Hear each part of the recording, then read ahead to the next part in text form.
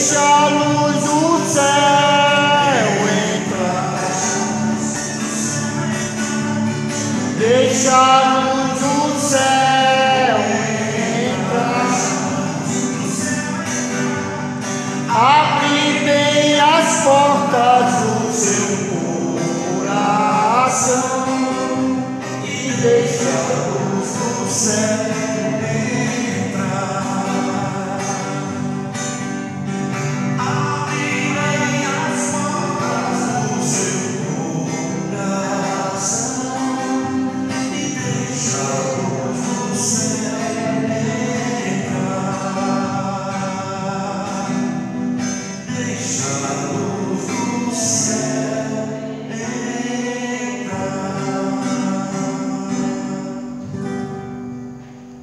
A paz esteja convosco. Amém. Santo Evangelho de Nosso Senhor e Salvador Jesus Cristo, palavra da vida, mensagem da salvação para o mundo todo, narrado segundo São Mateus. Que sua graça permaneça. No tempo da pregação pública de Nosso Senhor e Salvador Jesus Cristo, Verbo de Deus vivo que se encarnou através da Santa Virgem Maria, sucedeu estas mensagens.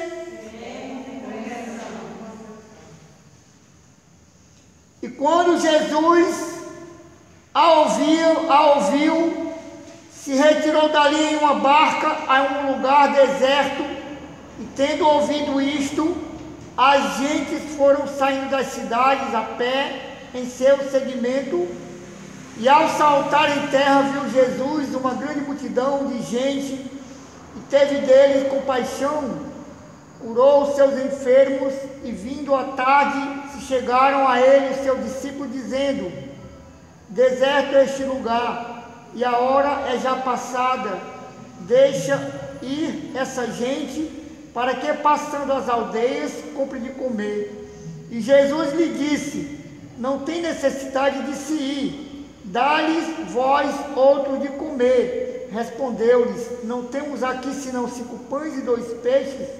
Jesus lhe disse: trazei-nos cá. Tendo mandado a gente que se recostasse sobre o feno, tomando os 5 pães e os 2 peixes, com os olhos no céu, abençoou, partiu os pães e os deu aos discípulos, e os discípulos ao povo, e comeram todos e se saciaram, e levantaram do que sobrou 12 cestos cheios daqueles fragmentos, e o número dos que comeram foi de 5.000 homens, sem falar em mulheres e meninos. Palavras do Senhor, registrado na santa e gloriosa palavra de Deus. Uma salva de palmas.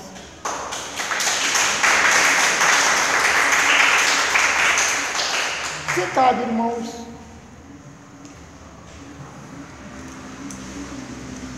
Queridos irmãos e irmãs, com a graça de Deus, estamos reativando nossas atividades, mesmo com algumas restrições, como o uso de máscaras, no trajeto de casa até aqui, e sempre tendo cuidado com as mãos. A gente reabre com muita alegria as nossas atividades. E uma das coisas que mais me chamou a atenção durante esse período é que o mundo todo, passando por uma dificuldade dessa, uma dificuldade que não tem para onde correr, a não ser a gente clamar a Deus, pedir a Deus. Não tem outra solução, não tem. Não tem vacina, não tem remédio. O que tem ainda são paliativos. E vocês sabem o que é que ainda comentaram pelas redes sociais? Até que enfim o mal conseguiu fechar as igrejas. O mal, no caso aí, é o inimigo das nossas almas. Como é que a pessoa, no seu senso normal, mesmo que seja ateu, abre a boca para dizer uma coisa dessa, até que enfim o mal consegue fechar as igrejas. E na mesma hora, quando a criatura falou isso, alguém lá respondeu na mesma pisada: os templos podem até estar de portas fechadas, mas milhares e milhares de igrejas surgiram dentro dos lares cristãos.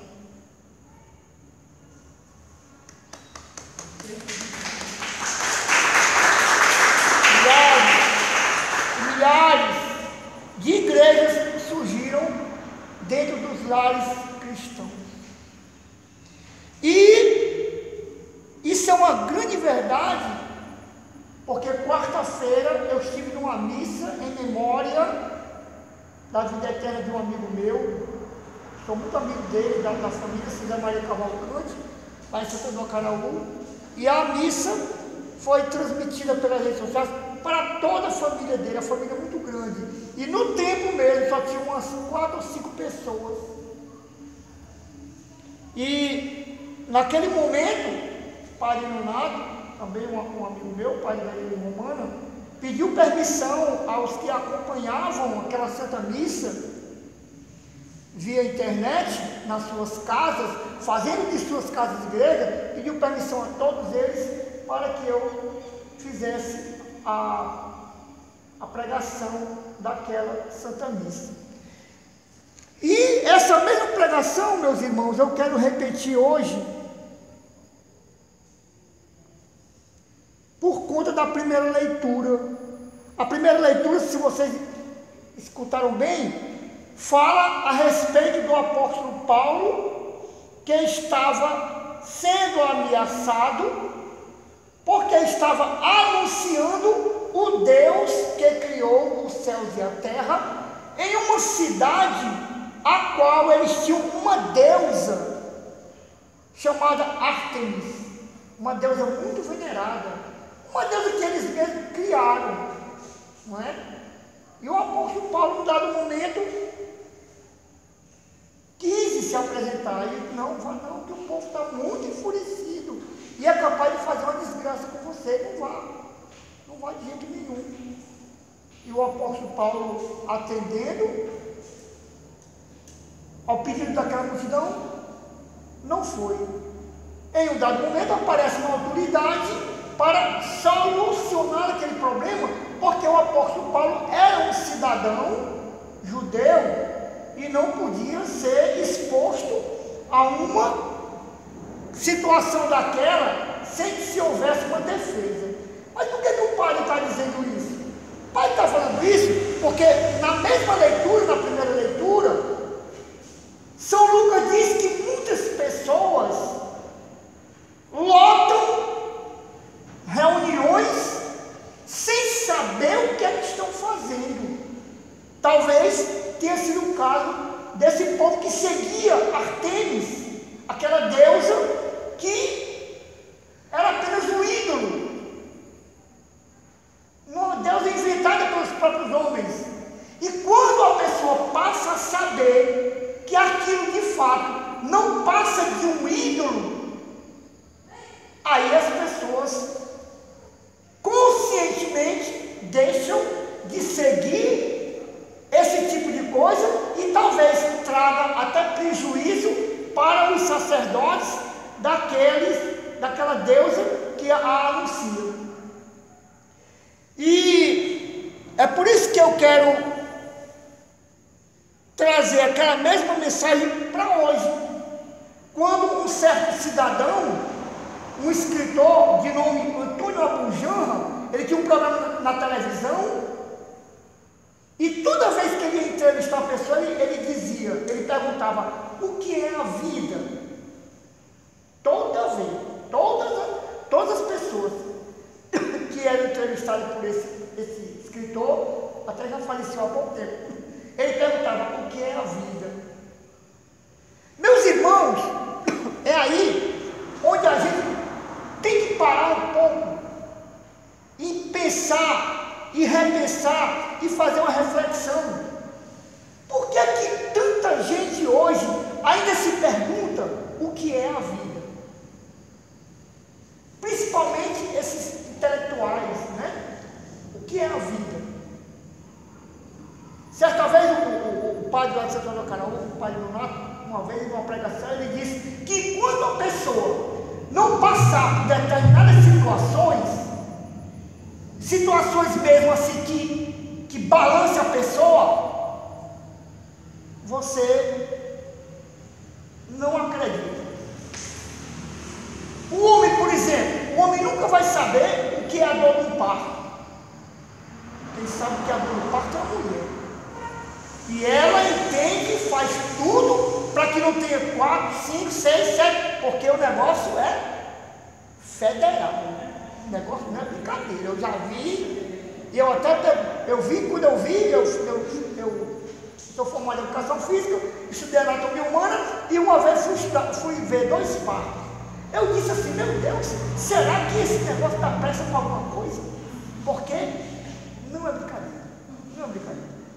Então, são situações que a pessoa passa que você passa a acreditar mesmo, e acreditando, estremece, e estremecendo, 2 coisas: ou você evita aquilo porque passou por uma situação dessa e é ruim, ou então abraça uma coisa porque ela é boa demais e eu quero cada vez mais me apegar. O que é a vida, afinal de contas? É uma resposta tão simples que está na Bíblia Sagrada. Deus pegou o pó da terra, não é verdade? Você não conhece a história? Deus pegou o pó da terra, moldou, fez o homem, soprou nas suas narinas e fez o homem alma vivente. O que é a vida? A vida é um dom de Deus. Então, quando alguém perguntar para você, ou perguntar o que é a vida, é simples.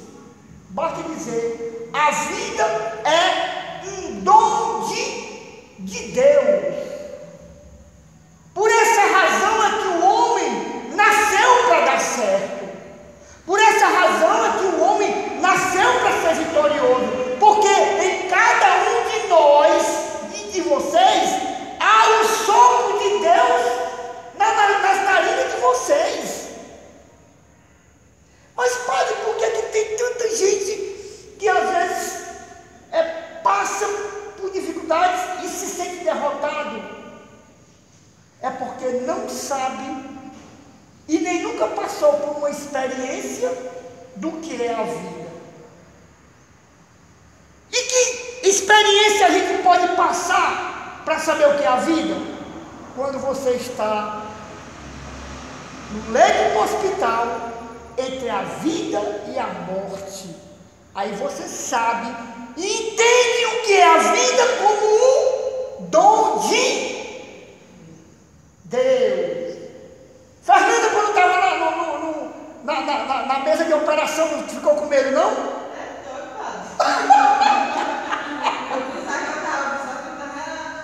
Pronto! Fernanda passou por uma situação de saber o que é a vida. E ali ela pôde entender que ela estava nas mãos de Deus. Gente, uma coisa também a gente precisa entender: existem muitas coisas invisíveis no mundo, não é verdade? O frio, por exemplo, é invisível. O calor é invisível. A fome é invisível. Mas a gente sente as consequências. O frio, mesmo sendo invisível, se ele arrochar demais, você fica todo...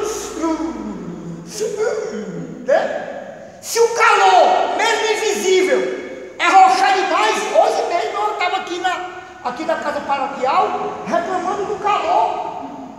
É invisível, mas a gente sente as consequências. E o que é que isso tem a ver com a pregação? A vida é uma coisa invisível e que o nosso corpo físico é a consequência da parte invisível. Eu só sei que algo está vivo porque o corpo se manifesta. Esse corpo aqui, ele volta para a terra, porque ele foi tirado de lá. E o que é que volta para Deus? O sopro que ele soprou nas nossas narinas, lá no começo da humanidade. Esse sopro é que volta para a eternidade. Esse sopro não morre jamais, não morre. Ele é eterno. E certa vez, outro grande escritor, chamado Ariano Suassuna, fez até aquele filme Auto da Compadecida, eu acho que vocês já assistiram, né? Ele foi quem fez aquele Auto da Compadecida. Ele disse que não acredita, ele disse que eterno só Deus, nada mais é eterno.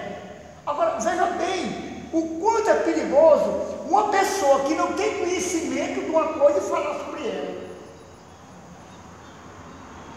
Deus é o único eterno que nunca foi criado. Outras coisas Deus criou para ser eterna. Os anjos, por exemplo, Deus criou os anjos. Os anjos tiveram uma origem e os anjos foram criados para serem eternos. O ser humano foi criado para ser eterno dentro de um corpo físico que é do pó da terra, mas o sopro de Deus é eterno e volta para a eternidade. Não morre. O apóstolo Paulo escreve na Tessalonicenses, ele diz assim: olha, eu não quero que vocês sejam ignorantes acerca dos que dormem. Paulo estava falando o quê? Na morte do físico. Ele compara essa morte com um sono, um descanso, um repouso, aguardando o quê? A vida eterna.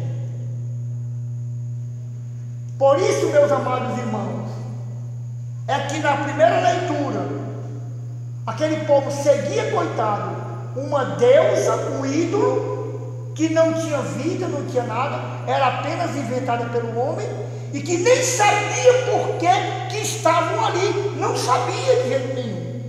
Porque como é que eu vou seguir um negócio que não tem vida, não tem nada? Ao passo que nós cristãos, quando viemos para a igreja, devemos saber sim o que é que estamos fazendo, em que nós cremos e para quem estamos louvando. Amém? Que Deus em Cristo nos abençoe a todos e que possamos crescer cada vez mais na fé e na caridade por meio dessas mensagens.